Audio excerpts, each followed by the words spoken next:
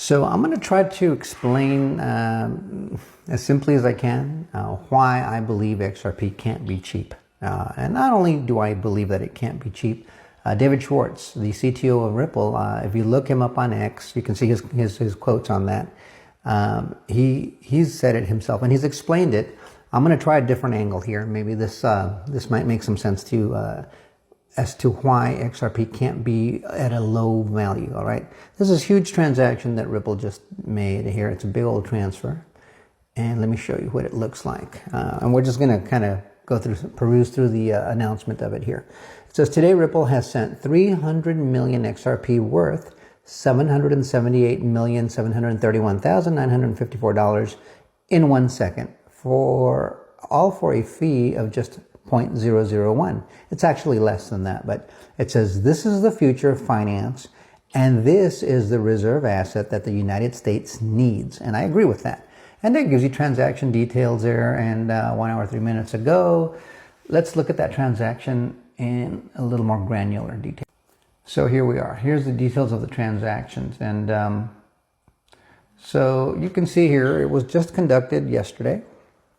And the 13th, I don't know when you'll see this video, so maybe 2 days ago, depending on when you see this video. But there's the fee. It's 0.0004. That's the actual fee. And over here it tells you it sent 300. What's this? That's not 300,000. 300 million XRP. That's not 300 million XRP. Is that what that is? That looks like 300 million XRP. So yeah, that's what it sent. See, sender. Ripple was a sender and the receiver was this anonymous wallet. They're not going to tell you who that is, but Ripple sent it. Let's see how long it took. Does it say? Well, at the heading, it said 1 second. My guess it was more like 3 to 5 seconds, but they're saying a second and they're saying the fee was that amount there, 0.004. So why can't it be cheap? So you just tied up 300 million XRP because they're only worth $2.80 right now, I think, because it's up a little bit right now. But so you're tying up all those XRPs in this transaction here, and it's cheap, you know. And if it's more expensive than that in the future, it's because there might be third parties that might want to cut. So maybe they'll charge an extra 10, 15, 20 cents per transaction. And in volume, they'll make a lot of money, right? But on the blockchain itself, that's all it costs. It's quick and cheap, secure. So back to my point, they had to tie up all that XRP. You can see it over here for that one transaction. And it's worth $2 and some odd cents right now. Then just extrapolate in your mind. What's a basic home in the United States worth? About $500,000, right? Maybe 300,000, whatever the case may be. If XRP is worth $1,000, let's go with that number, and you have a $300,000 house, you just tied up, what, 300 XRP, right? You just tied up 300 XRP. Let's say, I don't know, let's say your house is worth $500,000. You tied up 50 XRP, or 500 XRP, excuse me. If it's worth $1,000 per XRP, and you have a $500,000 home, you just tied up 500 XRP to conduct that transaction. But if that same XRP was worth $10,000 a coin, you only tie up 50 XRP to run that transaction. I mean, it's not going to change the cost. The cost is just going to be that. Because, you know, look at all the XRP they transacted, and the cost was still that much. It's going to be cheap.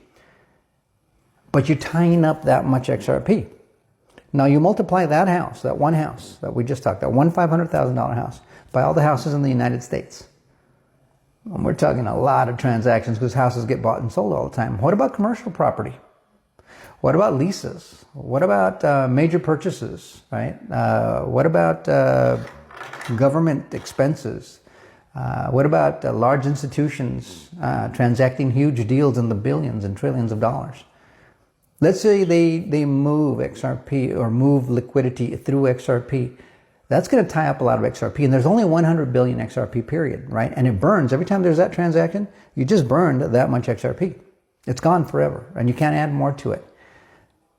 But when you consider the value of just the United States, it's immense. I mean, I wouldn't, you can't have it be cheap. It has to be worth a lot so you don't tie up as many of them.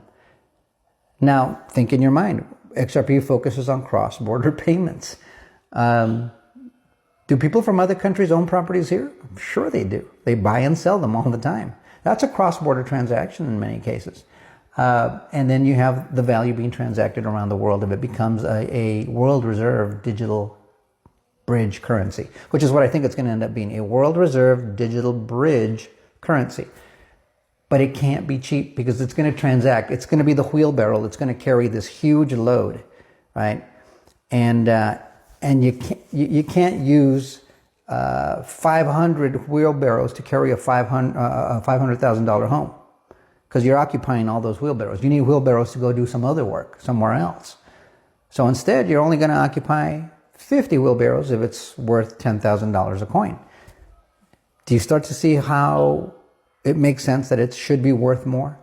The cost isn't going to change. The speed's not going to change. But the efficiency of the system will. It'll be affected.